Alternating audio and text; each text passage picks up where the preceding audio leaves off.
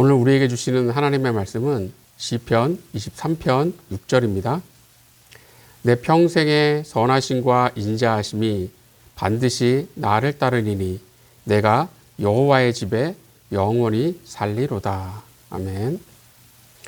오늘은 주님을 온전히 바라보는 믿음의 사람, 주님을 온전히 바라보는 믿음의 사람이라는 제목으로 말씀을 증거하도록 하겠습니다. 어떤 교회에 큰 어려움이 생겼어요. 교회 주변이 재개발될 예정이라고 해서 대출을 받아 부지를 샀고 새 예배당의 설계까지 마쳤습니다. 그런데 갑자기 재개발 계획이 백지화되면서 교회가 빚더미에 앉게 됐어요. 그로 인해 목사님은 하루하루가 너무 괴로웠습니다. 그러던 어느 날 목사님이 기도하던 중 오래전 딸과 있었던 일이 떠올랐어요. 오래전 시장에서 어린 딸을 잃어버렸다가 어렵게 딸을 찾았습니다. 목사님은 딸을 야단치면서 이렇게 말했어요.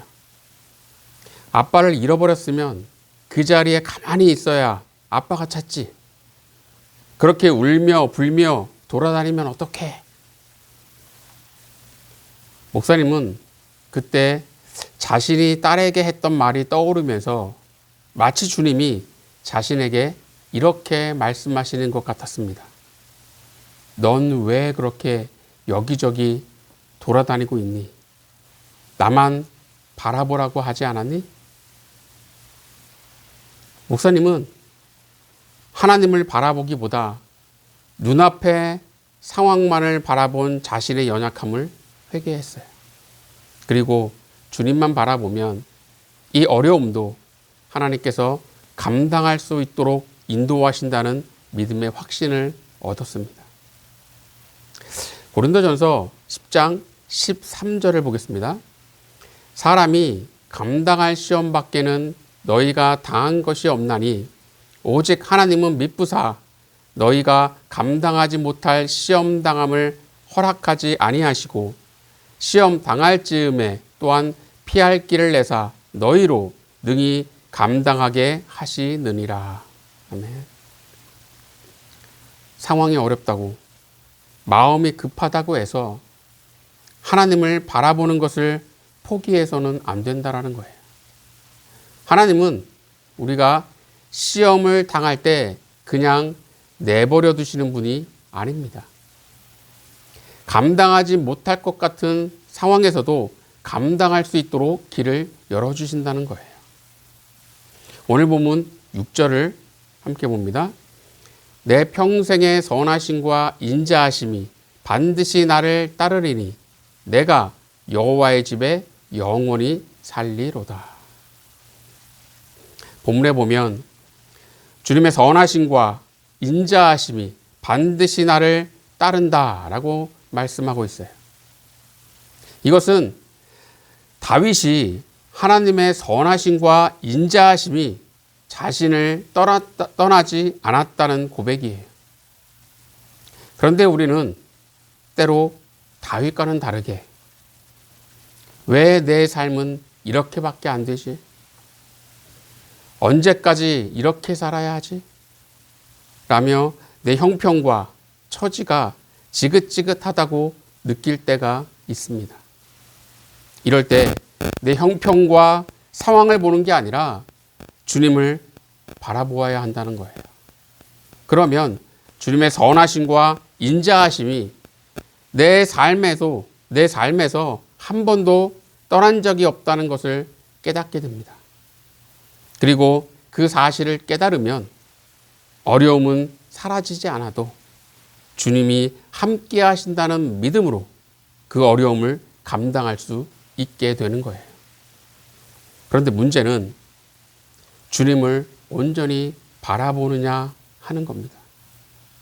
그렇다면 우리가 주님을 온전히 바라보지 못하는 이유는 무엇일까요? 첫째로는 삶의 중심을 하나님께 두지 않기 때문입니다. 시편 20편 1절을 보겠습니다.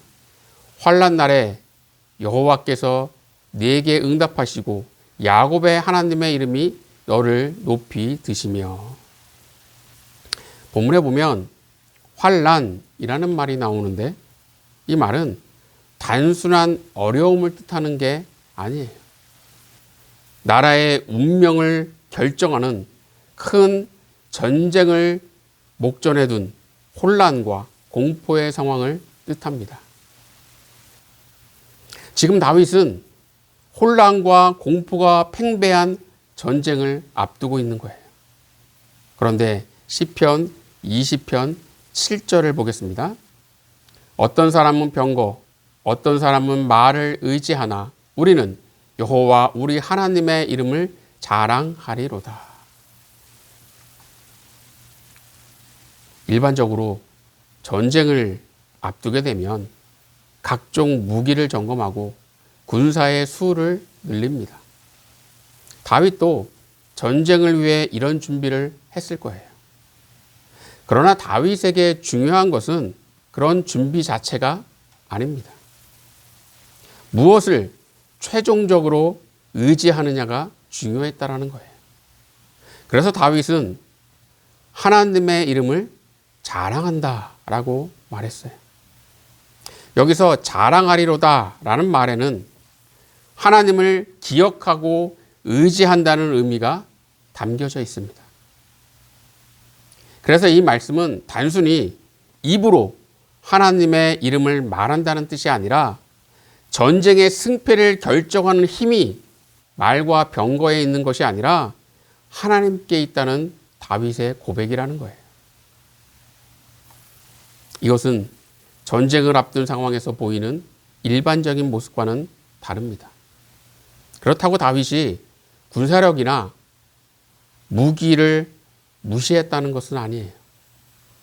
말과 병거를 준비하되 그것을 의지하지 않겠다는 것이고 군사의 수를 세되 그것이 승리를 결정한다고 생각하지 않았다는 겁니다.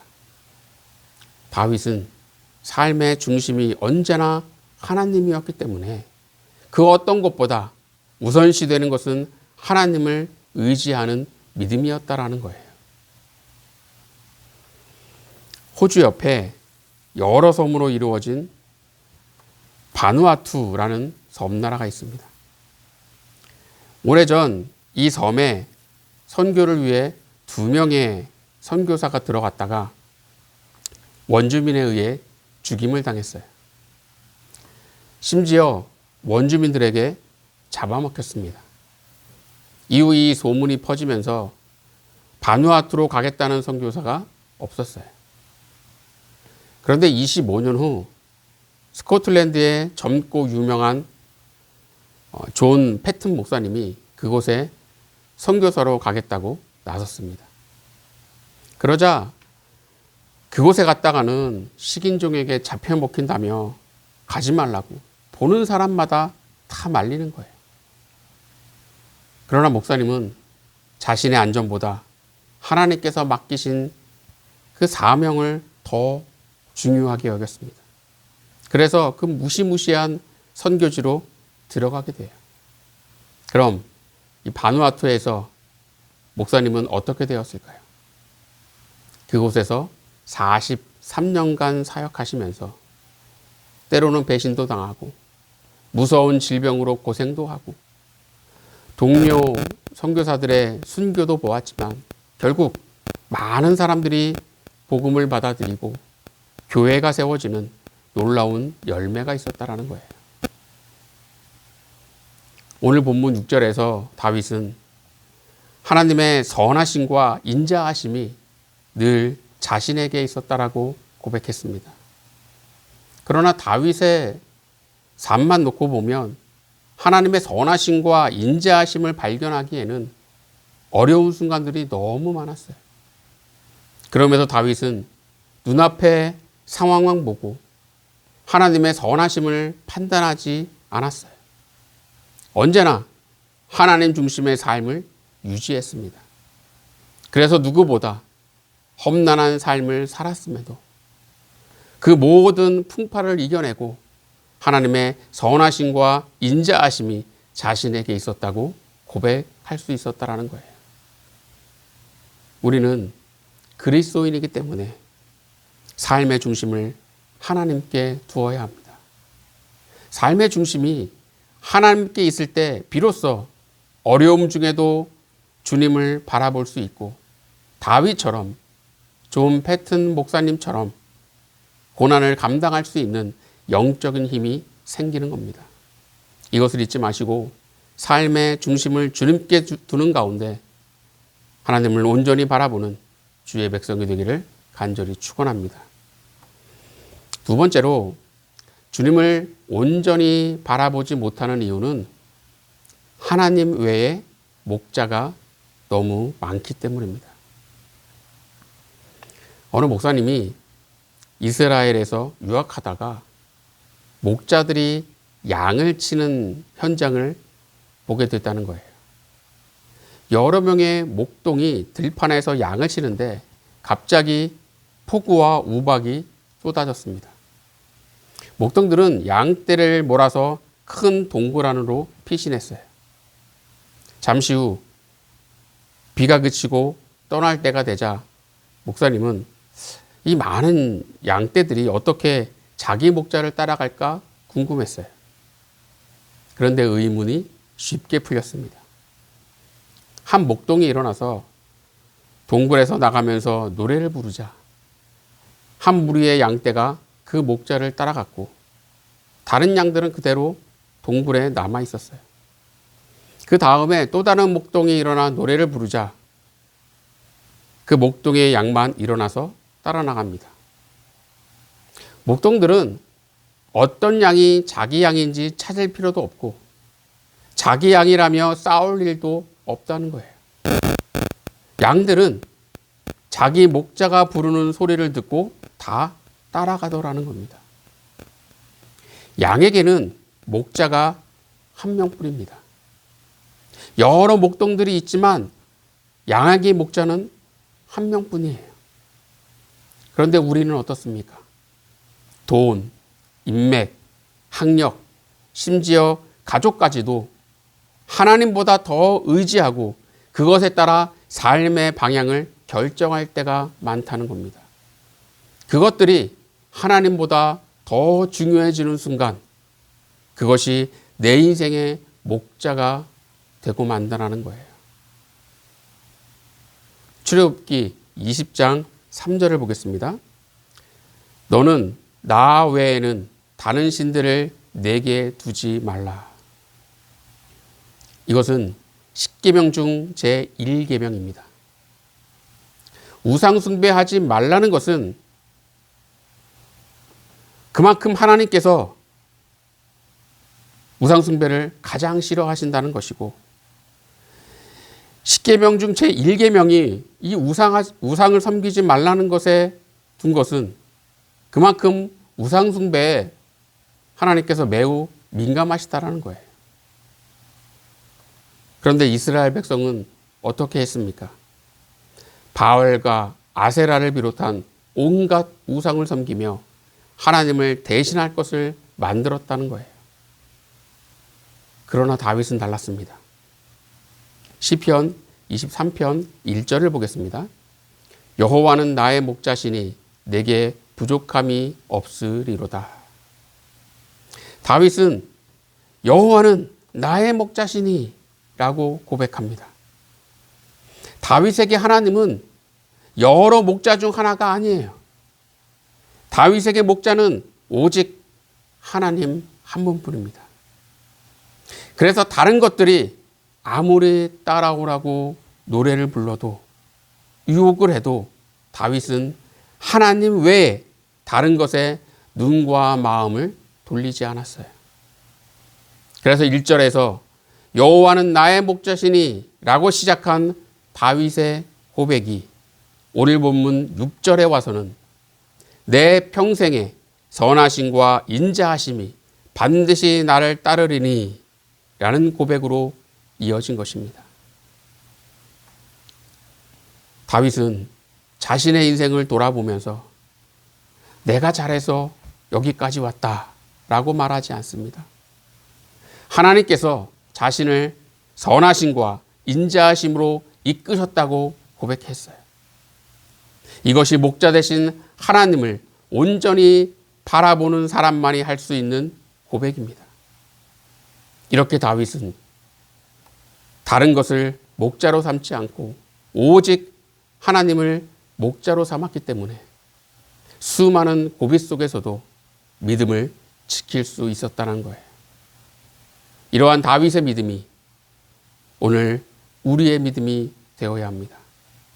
그래야 악한 마귀가 온갖 것으로 유혹해 와도 오직 하나님만 바라보고 움직이는 믿음의 사람이 될 수 있는 겁니다. 우리는 때로 감당할 수 없을 것 같은 어려움을 만날 때가 있어요. 그러나 주님을 온전히 바라보면 감당할 수 없을 것 같은 문제들이 다르게 보이게 되고 감당할 수 있는 힘이 생기게 됩니다. 문제는 그 어려움 속에서 누구를 바라보느냐 하는 겁니다. 그런데 우리는 어려움이 커질수록 하나님보다 다른 것을 바라보게 됩니다. 왜냐하면 삶의 중심을 하나님께 두지 않기 때문이고 하나님 외에 목자가 너무 많기 때문입니다. 그러니 이제 삶의 중심을 하나님께 두고 하나님만을 나의 목자로 삼으시기 바랍니다. 그럴 때 상황이 아닌 목자 되신 하나님을 바라보게 되는 겁니다. 이것을 잊지 마시고 주님을 온전히 바라보는 가운데 내 평생의 선하심과 인자하심이 반드시 나를 따르리니 라고 한 다윗의 고백이 오늘 여러분의 고백이 되시기 바랍니다. 그래서 어려움을 이겨내고 주님의 선하심과 인자하심을 경험하는 저와 여러분이 되기를 간절히 축원합니다. 기도하겠습니다. 하나님, 주님의 선하심과 인자하심이 항상 우리와 함께함에도 우리는 그것을 잊고 살 때가 너무나 많음을 고백합니다. 저희들 부족하지만 삶의 중심을 언제나 하나님께 두는 자 되게 하여 주시고 오직 주님만이 나의 목자 되심을 믿고 주님을 따라가는 주의 백성 될 수 있도록 인도하여 주시옵소서. 언제나 주님께서 우리와 함께 하시고 우리는 온전히 주님만을 바라보길 소원하며 예수님 이름으로 기도드리옵나이다. 아멘.